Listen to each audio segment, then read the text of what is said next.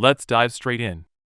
Section 7. The valley that even GPS cries about. Guys, let me tell you something. I'm a steak, grilled, semi-charred, still pink in the middle, but even with all my experience getting cooked, I wouldn't set foot in this valley. It's officially called Death Valley, but honestly, Nope Valley fits way better. Where is it? California, baby. The same place people drop $18 on avocado toast. There's also a hidden slice of hell. The heat? Sometimes it hits 134 degrees Fahrenheit. What does that mean? It means if you crack an egg on the ground there, not only will it fry, it'll probably make itself a side salad too. And get this, GPS goes full bananas out there. Not joking, not exaggerating. For years, folks have followed GPS directions straight into the middle of nowhere, got lost, cars broke down, and they never made it back. California even launched a campaign called Don't GPS Yourself to Death. Nice, right? Dude just wanted a scenic drive. Next thing you know, his obituary says guided to eternity by Google Maps. Now you might ask, why would anyone go there? Honestly, I don't get it either. It's just a bunch of scorched mountains and desert, like God forgot to water this part of Earth. The views? Yeah, sure, they're nice. The kind of nice you look at from a distance, like real far. But some folks love to go camping there, hiking through the heat, pretending they're on the next season of Survivor, Hell Edition. Oh, and those salt flats. Look, I'm a steak, I love salt. But out there? It's a whole salty universe. Like someone dumped a Costco-sized salt bag and said, now walk through it. You'll see signs everywhere. Bring water. Stay hydrated. If you're thirsty, it's already too late. If your mouth gets dry out there, buddy, just start praying. Fun fact, one of the most famous spots is called Furnace Creek. Yep. Literal name. At least it's honest. I'm here to roast you alive. Got to respect that. But real talk, as dangerous as it is, it's also kind of thrilling. Like taking a selfie with a hungry leopard. It's exciting, right until it isn't. So if you're heading out there, say your goodbyes, bring a barrel of water, and don't trust your GPS cause if it pulls that classic turn right. Only 5 minutes to go, well, it might be time to update your will. Section 6. This ain't Earth. It's Hell. Hardcore edition. Alright. Listen up, if Hell had a difficulty setting, this place would be set to extreme hardcore nightmare mode. If regular Hell is bad, this one? It's like the final boss battle. Let me introduce Danakil Depression in Ethiopia, or as I like to call it, Earth on Rage mode. Bro, this place is so brutal, even the devil's like, nah man, that's too much heat for me. I'm a steak, I've been grilled, but if you threw me in Danakil, I'd skip crispy and goes straight to ash. The temp hits 125 degrees Fahrenheit on a good day. And it's not just the air. The ground itself is bubbling and hissing like it's trying to cook you from below. Like, take one more step and splat. Now let's talk ingredients. Sulfuric acid, toxic gas, boiling springs, and pools that look like lemon jello. But stick your hand in and boom, no more hand. If it looks pretty, don't touch it. It's either corrosive, radioactive, or both. And here's the wild part, some scientists go there on purpose. Yup, in search of life, not puppies and sunshine life. They're hunting for hardcore microbes that can survive in this insanity. Because if something can make it in Danakil, it could probably party on Mars without even bringing sunscreen. Wanna hear a true story? A bunch of bold tourists went there once, all geared up with guides, water, the whole deal. One guy got a little too close to a spring for a dramatic pic. Result? The soles of his shoes melted, straight up. Like mozzarella on hot pizza. Not only did he skip the hotel, he spent 3 days icing his feet like he just walked through lava. And oh, the toxic gas? So thick you could slice it. Even with a gas mask, your lungs might be like, you know what? I'm out. Every breath is a gamble. A thrilling, possibly final gamble. But here's the thing. Danakil is weirdly mesmerizing. It's ugly beautiful, deadly, but it pulls you in. It's like one of those bizarre sci-fi movies you don't totally get but can't stop watching. You feel like you've stepped onto an alien planet. Some parts don't even look like Earth. Like some Hollywood set designer said, alright folks, time to build Mars on a budget. Bottom line? If you're into slow roasting yourself without SPF, watching your shoes melt, and playing hide and seek with death in Technicolor, don't skip Danakil. But please say goodbye to your family first, and bring a gas mask. Or better yet, don't go at all, cause this ain't Earth. Bro, this is Hell, DLC edition, with full graphics and no respawns. Section 5. Keep walking, unless you want to be cooked like me. Bro, drop whatever you're holding. I got to tell you about a place where if you get too close, you might end up on someone's barbecue menu. Meet the Atacama Desert in Chile. Yep, the kind of place where it feels like God was like him. Maybe just a bit more sun. No more. Wait, let me torch this. Listen, I'm a steak, fully cooked. But if you threw me in Atacama, I'd go straight to charcoal, like full cremation. It's so hot and dry, NASA literally uses it to practice for Mars missions. That's right, Mars. Because this place is so savage that if you survive here, you could probably bike through the Milky Way. Want to hear something wild? It hasn't seen a proper rain in thousands of years. No joke. Walk around with an umbrella there, and people will laugh at you. The ground's so dry, if you dump a bucket of water on it, the dirt's like, huh? What was that? Do it again. But people still go. Why? Because it's beautiful. Like, dangerously beautiful. The kind of place that's like a toxic ex. You know it'll hurt, but damn it's hard to resist. And the nights? The stars are nuts. Like, crystal clear, high-def Milky Way stretched across the sky. It's one of the best spots on Earth for stargazing. You can literally see the galaxy. No telescope needed. But, and this is a big but, don't go without water, sunscreen, and a functioning brain. Daytime cooks you.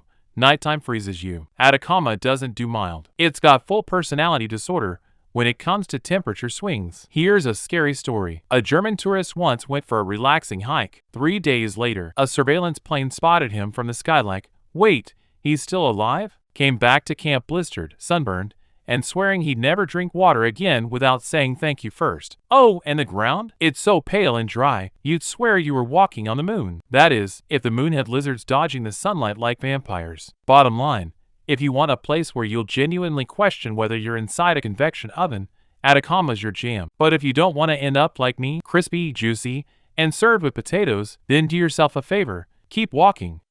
Section 4. Where bones still tell stories. Oh boy, this one's straight out of a horror movie. The kind where halfway through you're like, why am I watching this in the dark? Welcome to the Valley of Skeletons, aka Rupkund Lake in the Himalayas, where if you see a bone on the ground, your first thought is, dang, who is this dude? The location? High up in the Indian Himalayas. It's cold, creepy, and weirdly beautiful. There's this tiny lake, but the backstory? Wild. During the warmer months, the ice melts and, surprise, bones. Lots of bones. Like you just tripped into The Walking Dead, Tourism Edition. How many skeletons? Over 100, maybe 200, some say more. Me, one is already too many, especially when they're just lying there, fully exposed, super organized, like they're waiting for someone to come binge watch Netflix with them. The cause? Nobody knows for sure. Some say it was a group of pilgrims caught in a storm 1,000 years ago. Others say they were soldiers. Some say it was a curse. And then, there's the wild theory. They all died from giant hail. Yeah, hailstones the size of golf balls. Like, Mother Nature went full psycho-level hail.